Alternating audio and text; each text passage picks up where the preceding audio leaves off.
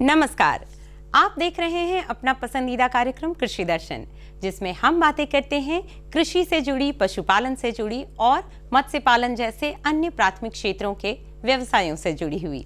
आज के कार्यक्रम की कड़ी में भी बातें होंगी कुछ ऐसी ही, लेकिन सबसे पहले डालेंगे नजर खबरें खेती की पर।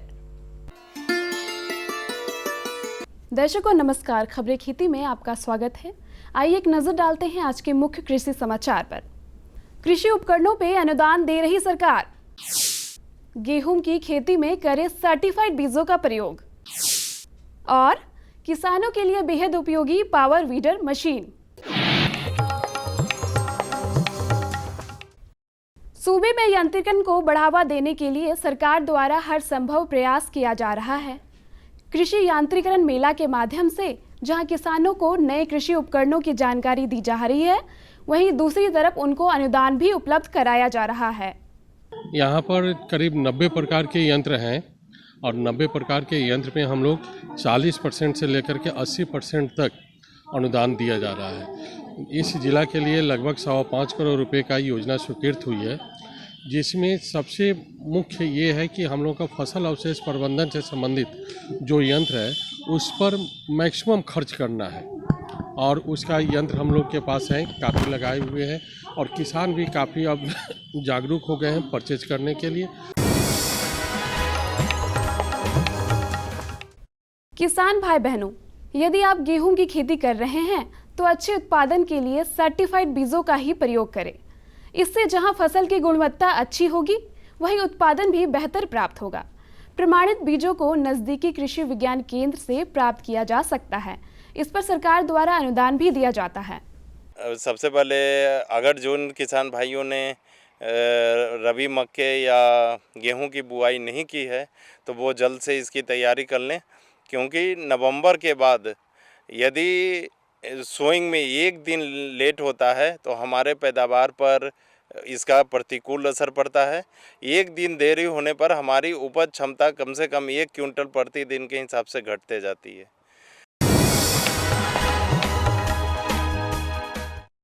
फसल को रोग मुक्त रखना अच्छे उत्पादन को प्राप्त करने के लिए बेहद जरूरी है। खास तौर पर दलहन फसलों की बात करें तो यह और भी जरूरी है। बीजोपचार इसका एक बेहतर उपाय है। इससे पौधे न केवल सुरक्षित होते हैं, बल्कि उनका विकास भी सही तरीके से हो पाता है, जिससे कि आपको पूरा लाभ मिलता है। इसके लिए वर्तमान समय में कई विधियां प्रचलित है। गेहूं की अच्छी फसल प्राप्त हो, इसके लिए गेहूं की उन्नत किस्मों का चयन करना जरूरी होता है। किसान द्वारा चुनी गई उन्नत किस्म यह निर्धारित करती है उपज कितनी होगी। साथ ही साथ अच्छी किस्म के बीज उच्च उत्पादकता व रोगरोधी क्षमता वाले होते हैं। भारत में गेहूं एक मुख्य फसल है। गेहूं का लगभग 97% क्षेत्र सिंचित है। गेहूं का प्रयोग मनुष्य अपने जीवन यापन हेतु मुख्यतः रोटी के रूप में प्रयोग करते हैं, जिससे प्रोटीन प्रचुर मात्रा में पाई जाती है। गेहूं की खेती के लिए समशीतोष्ण जलवायु की आवश्यकता होती है। गेहूं की खेती मुख्यतः सिंचाई पर आधारित होती है। गेहूं की खेती के लिए दोमट भूमि सर्वोत्तम मानी जाती है, लेकिन इसकी खेती बलुई दोमट, खारी दोमट, मटियार तथा मार एवं कावर भूमि में भी की जा सकती है। संसाधनों की उपलब्धता के आधार पर हर तरह की भूमि में गेहूं की खेती की जा सकती है।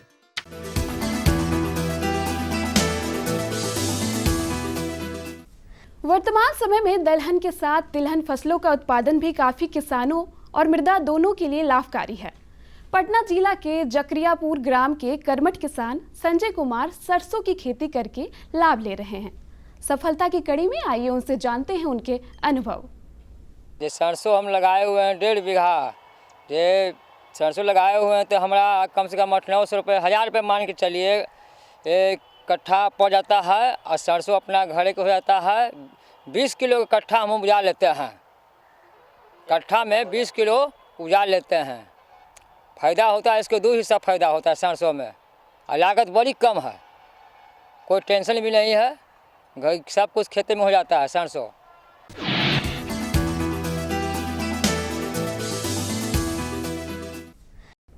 पावर वीडर मशीन का प्रयोग खरपतवार को हटाने, फसल उगाने के बाद मिट्टी को समतल करने और फेंटने के लिए किया जाता है। इसके लिए किसी पूर्व प्रशिक्षण की आवश्यकता नहीं होती है। इंजन शुरू होने के बाद मशीन को किसान धकेल कर आगे बढ़ाता है। इसका संचालन सुरक्षित है और निराई गुड़ाई के लिए यह बेहद लाभदायक मशीन है।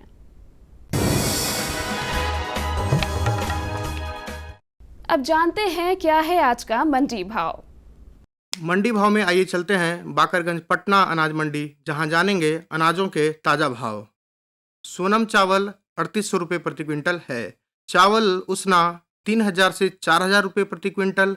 लोकल गेहूं 2800 रुपये प्रति क्विंटल। सरबती गेहूं 3600 रुपये प्रति क्विंटल। MP गेहूं 3400 रुपये प्रति क्विंटल। अब समय है मौसम पूर्वानुमान का। मौसम विभाग से प्राप्त जानकारी के अनुसार कल राजधानी पटना का अधिकतम तापमान 31 डिग्री सेल्सियस एवं न्यूनतम तापमान 15 डिग्री सेल्सियस रहने की संभावना है। अरे भाई सुना नहीं क्या, KCC ने किसानों का जिंदगी बदल दिया है।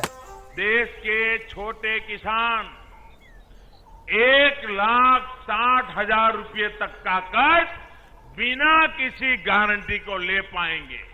ब्याज खोरों से भी पीछा छूटा। मैं तो जैविक खेती का पूरा सामान मंगा लिया। KCC का भी कोई दबाव नहीं है। ब्याज चुकाने के लिए पूरा 1 साल मिलता है। समय पर भुगतान करने पर केवल 4% के सालाना ब्याज पे लोन मिल गया मुझे। अपना आधार कार्ड, लेटेस्ट फोटो और जमीन के कागजात लेके अप्लाई करो बस। और नामांकन भरने के लिए जेब भी ढीली नहीं करनी पड़ी।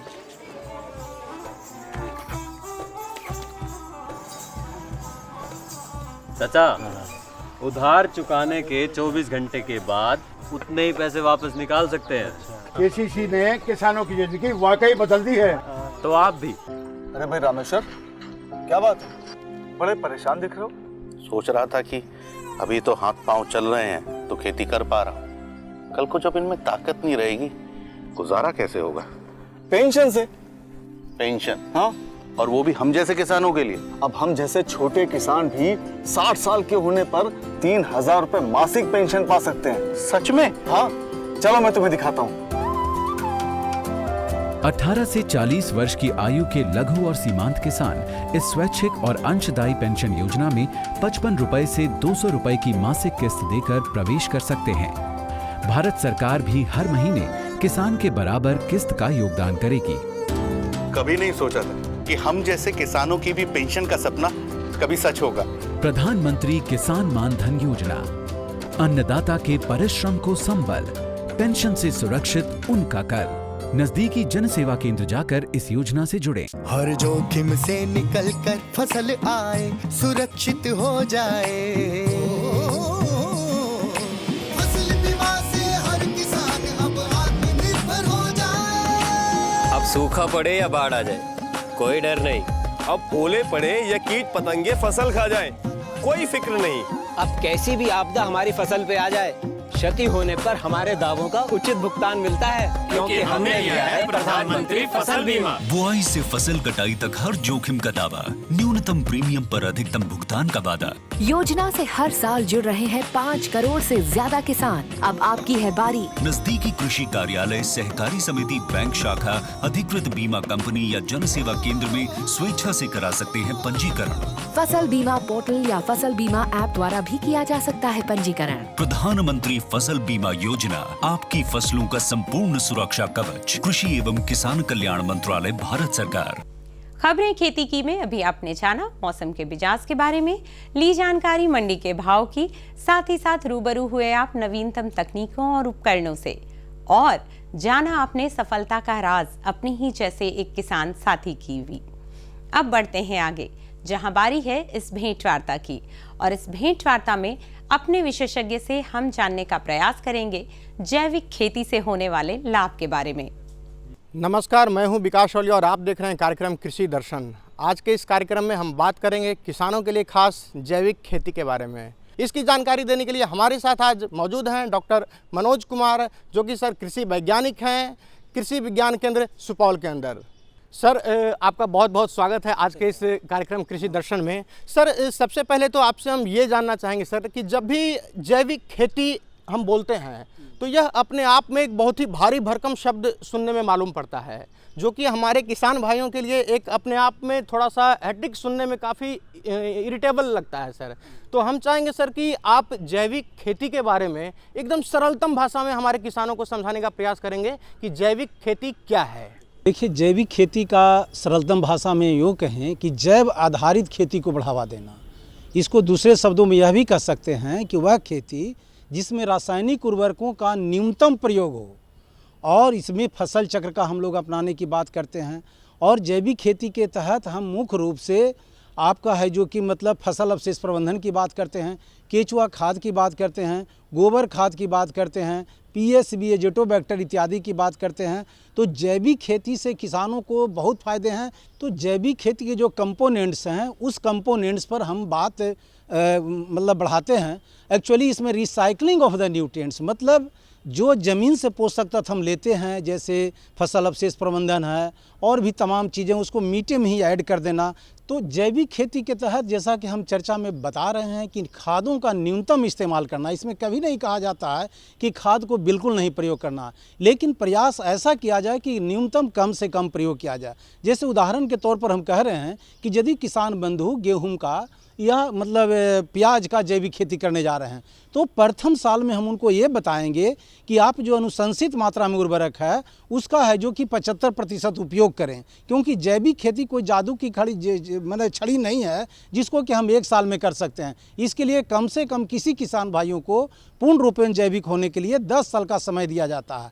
तो इसमें पीएसबी और एजेटोबैक्टर जो कि एक जैविक खाद है और आपका 250 ml PSB liquid bio fertiliser बाजार में उपलब्ध है और 250 ml एजेटोबैक्टर का यदि हम इस्तेमाल करते हैं 1 एकड़ में तो हमारा 25% रासायनिक उर्वरकों का है जो कि कमी कर देता है। दूसरी बात क्या है कि आज किसान बंधु फसल चक्र को नहीं अपनाना चाहते हैं, जबकि जैविक खेती के तहत किसान भाइयों को फसल चक्र अपनाना चाहिए, क्योंकि हमारे किसान भाइयों को थोड़ा सा जानकारी के अभाव में जड़ चेतन प्रणाली याद आता है। जैसे उदाहरण के तौर पर अगर हम बात करें देश भर में या बिहार की बात करें तो यहाँ पर अभी भी किसान बंधु धान और गेहूं फसल प्रणाली को ही बढ़ावा दे रहे हैं।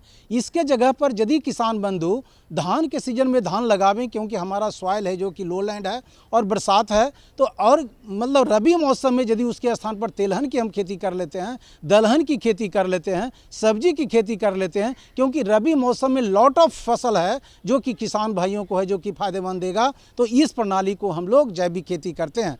सर एक प्रश्न और भी अभी निकल कर सामने आया सर, जो कि हमारे किसानों के लिए काफ़ी महत्वपूर्ण लग रहा है। आपने एक चर्चा किया सर फसल चक्र का, तो हम जानना चाहेंगे सर कि आखिर ये फसल चक्र क्या है और फसल चक्र को पूरा करने से कैसे मिट्टी की जो उर्वरक क्षमता है वो बढ़ती है सर, ये हमारे किसानों को बताने का प्रयास करेंगे सर। देखिए, आपका बहुत ही मतलब बुनियादी सवाल है फसल चक्र। आखिर फसल चक्र है क्या, इसको किसान भाइयों को समझने की आवश्यकता है। खेती में होता क्या है कि जब हम खेती करते हैं तो ज़मीन से उर्वरा शक्ति पौधा लेता है और ज़मीन में जो उर्वरा शक्ति है वह कमी होता है। फसल चक्र के तहत हम किसान भाइयों को बताते हैं कि जैसे धान आप लगाते हैं तो धान को हम एक जॉस्टिक क्रॉप कहते हैं, यानी ज़मीन से वो पोषक तत्व को बहुत ज़्यादा लेता है। जब रबी फसल आप लगावें तो न्यूट्रिएंट एडेटिव क्रॉप लगावें, यानी वैसा मतलब फसल लगावें जो कि मिट्टी में जो शुरुआती अवस्था में खरीफ मौसम में पोषक तत्व को लिया उतना पोषक तत्व कम से कम पौधा उसमें मिट्टी में ऐड कर दे। तो इसी को हम लोग पोषक तत्व मतलब पोषक तत्व प्रबंधन भी कहते हैं और पोषक तत्व प्रबंधन ही मुख्य रूप से है जो कि खेती का सार तत्व है। तो इसको दूसरे शब्दों हम ये कह सकते हैं कि जैसे मतलब खाद्यान्न फसल के बाद आपको करना क्या है तो तेलहनी फसल लेना है और ख़ास करके कोई भी प्रभेद को कोई भी प्रजाति को 2 साल से ज़्यादा नहीं लगाना चाहिए। होता क्या है कि जब फसल उत्पादन होता है तो उसमें मिट्टी, पानी और पौधा तीनों जुड़वा भाई है, तीनों में रिश्ता है। जब हम एक ही चीज़ को बार बार लगाते हैं तो तीनों एक दूसरे से मिल के और किसानों के विरुद्ध काम करना शुरू कर देते हैं, जिसको हम कहते हैं एंटागोनिस्टिक इफेक्ट। यदि हम बदल देते हैं तो नए प्रभेद आते हैं, वो मिट्टी को समझने में 2 साल का वक्त लग जाता है और किसानों के फेवर में वो काम करते हैं। सर, एक महत्वपूर्ण सवाल मन में आ रहा है कि जैसे ठीक है, हमारे किसानों ने जो है जैविक फसल का जो है उत्पादन कर लिया, जब वो फसल अनाज के रूप में मार्केट में जाती है सर, बाज़ार में पहुंचती है, तो लोग और किसान दोनों ही इसको कैसे डिफ्रेंशिएट करेंगे कि ये जैविक खेती का उत्पादन है, और दूसरा कि किसान जो है सर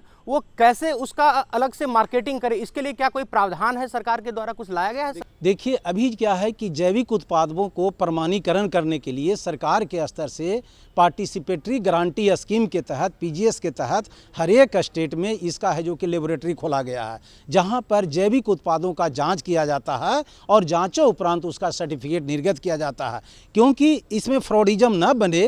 कभी कभी क्या होता है कि किसी नमूना का हम जैविक उत्पाद कर दिए और उसके बाद में रासायनिक देते हैं, तो हमारा जो कंज्यूमर है उसके साथ धोखाधड़ी होता है। तो इसके लिए बजाबते पीजीएस की व्यवस्था है। सर, आपका बहुत बहुत धन्यवाद, आप आज के इस कार्यक्रम में आए और हमारे किसान भाइयों को बहुत अच्छी जानकारी आपने दिया। सर, हम यह उम्मीद करते हैं कि आज की इस जानकारी से हमारे किसान भाई काफ़ी लाभान्वित हुए होंगे।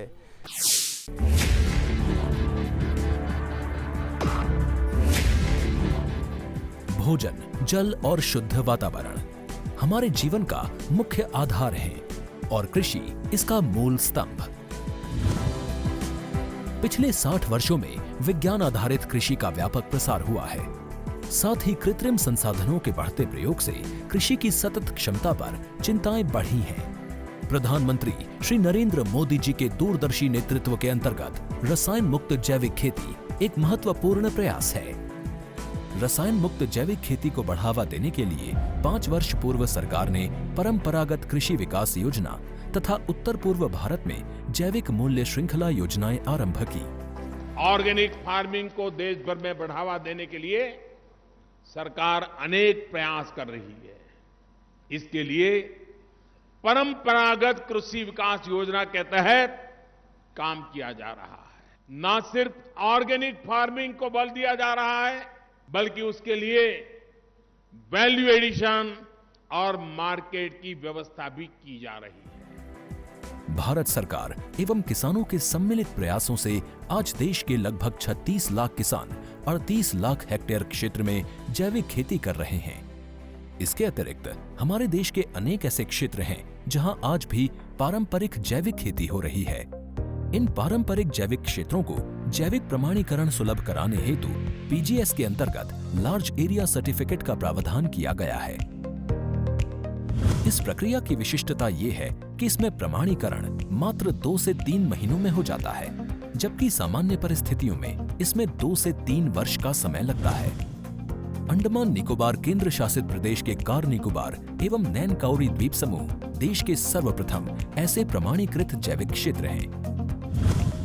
अभी हाल ही में संपूर्ण लक्षद्वीप को जैविक खेती के रूप में प्रमाणित किया गया है। वर्ष 2016 में सिक्किम राज्य पूर्ण जैविक कृषि राज्य के रूप में प्रमाणित हो चुका है।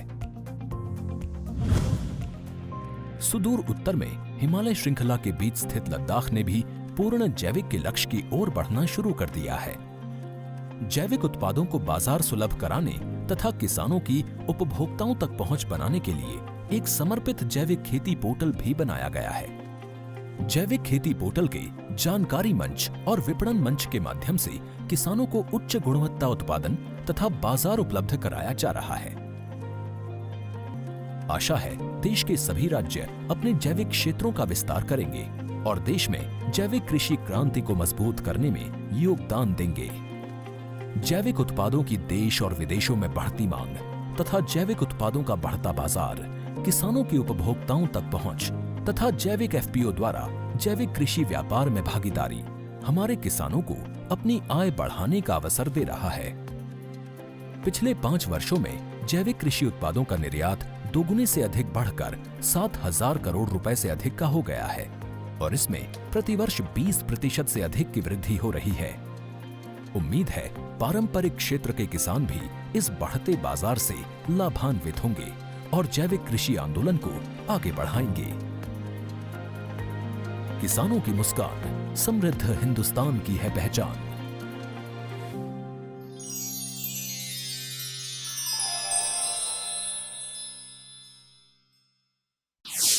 उम्मीद करते हैं कि ये जानकारी आपके लिए लाभकारी साबित होगी।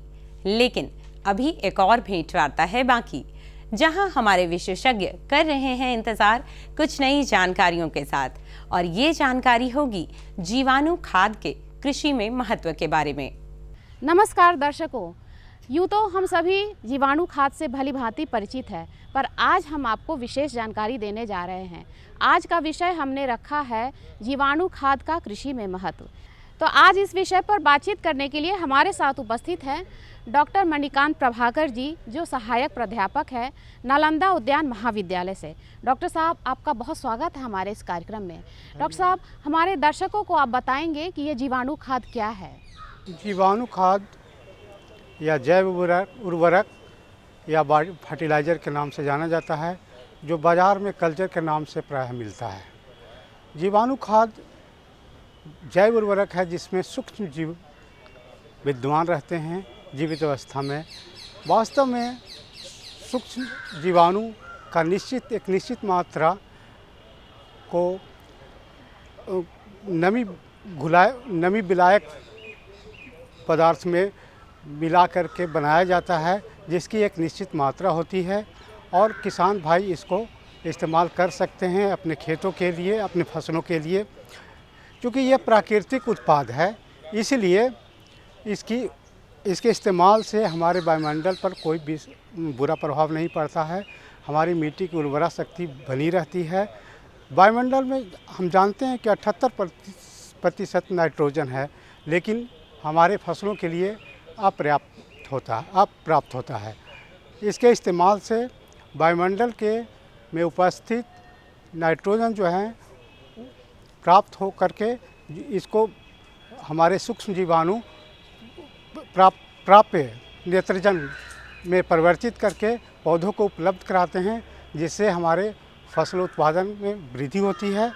और साथ साथ भूमि में जो अघुलनशील फास्फोरस, पोटास, लोहा आदि पोषक तत्व जो हैं घुलनशील बनकर पौधों को सुगमता से उपलब्ध होती है। सर, अब हमें आप जानकारी दीजिएगा कि ये जीवाणु खाद के प्रकार कितने होते हैं? मुख्यतः 4 प्रकार के जीवाणु खाद बाज़ार में उपलब्ध होते हैं। एक नाइट्रोजन यौगीकरण करने वाले जीवाणु खाद, जिसमें मुख्यतः राइजोबियम है, एजोस्पेरलम है, एजेटोबैक्टर है। दूसरा है फास्फोरस विलायक जीवाणु। तीसरा है पोटासियम विलायक जीवाणु। चौथा है PGPR, जो प्लांट ग्रोथ प्रमोटिंग राइजोबैक्टीरिया के नाम से जाना जाता है। राइजोबियम कल्चर जो है वो दलहनी और तिलहनी फसलों के लिए बहुत इम्पॉर्टेंट है। इसका इस्तेमाल ज़रूर किसान भाइयों को करना चाहिए, क्योंकि ये रासायनिक खाद का विकल्प नहीं है, पूरक है। इसलिए पूरक के रूप में अगर इसका इस्तेमाल हम लोग करते हैं राइजोबियम खाद का, बोने से पहले हम राइजोबियम कल्चर का इस्तेमाल दलहनी या तिलहनी फसलों में करते हैं, तो हमारी उत्पादन तो बढ़ती ही है, साथ साथ नाइट्रोजन पर जो बोझ पड़ता है रासायनिक खाद को खरीदने में, उसका भी बोझ कम पड़ेगा किसान भाइयों के लिए।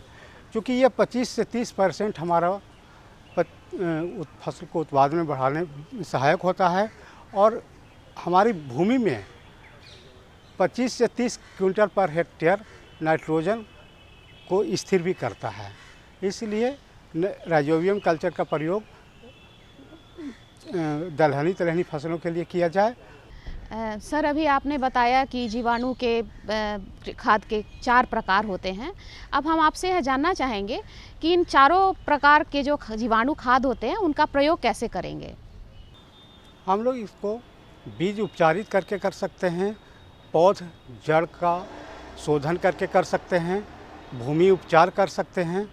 तो जैसे बीज हमको शोधन करना है, बीज उपचारित करना है, तो सबसे पहले हम 1 लीटर पानी लेंगे, उसमें 100 ग्राम गुड़ लेंगे, मिला देंगे और उसको गर्म करेंगे।